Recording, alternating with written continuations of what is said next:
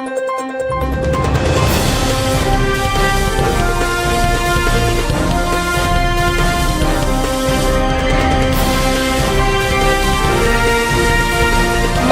नगरी 24 तास न्यूज, रोखोक बातम्या आणि बरच काही. सोलापूर दक्षिण मधील भाजपसाठी धक्कादायक बातमी समोर आली आहे.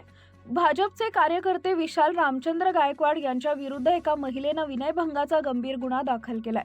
महापालिका निवडणुकीच्या तोंडावर हा प्रकार उघडकीस आल्यानं राजकीय वर्तुळात खळबळ उडाली आहे.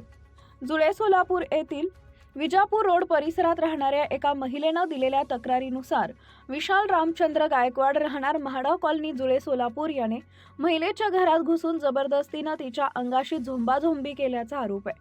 तक्रारदार महिला विजापूर रोड परिसरात ब्युटी पार्लरचा व्यवसाय करते. फिर्यादीत नमूद केल्याप्रमाणे जुलै 2025 ते 28 नोव्हेंबर 2025 या कालावधीत विशाल गायकवाड हा तिच्या घरासमोर येऊन अश्लील वर्तन करत होता. मी तुम्हाला नेहमी पाहतो, तुम्ही खूप सुंदर दिसता, तुमच्याकडे ग्राहक पाठवतो, अशा शब्दात तो महिलेचा पाठलाग करत होता. तसेच स्वतःला नेता असल्याचं सांगून या भागात माझी दहशत आहे असंही तो वारंवार सांगत असल्याचा आरोप आहे. तक्रारीनुसार 21 नोव्हेंबर 2025 रोजी दुपारच्या सुमारास विशाल गायकवाड यानं थेट महिलेच्या घरात प्रवेश करून तिच्याशी झोंबाझोंबी केली. महिलेनं आरडाओरडा केल्यानंतर सासू मदतीला आली असता तिलाही जीवे मारण्याची धमकी देण्यात आली आहे.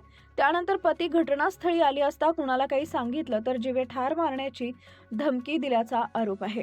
या प्रकरणी विजापूर नाका पोलीस ठाण्यात BNS कलम 74, 76, 78 आणि 351(2) अंतर्गत विशाल गायकवाड याच्या विरोधात गुन्हा दाखल करण्यात आला आहे. भाजप कार्यकर्त्या विरोधात विनयभंगासारखा गंभीर गुन्हा दाखल झाल्यानं सोलापूरच्या राजकीय वर्तुळात मोठी खळबळ उडाली आहे. या प्रकरणाचा पुढील तपास विजापूर नाका पोलीस करत आहेत.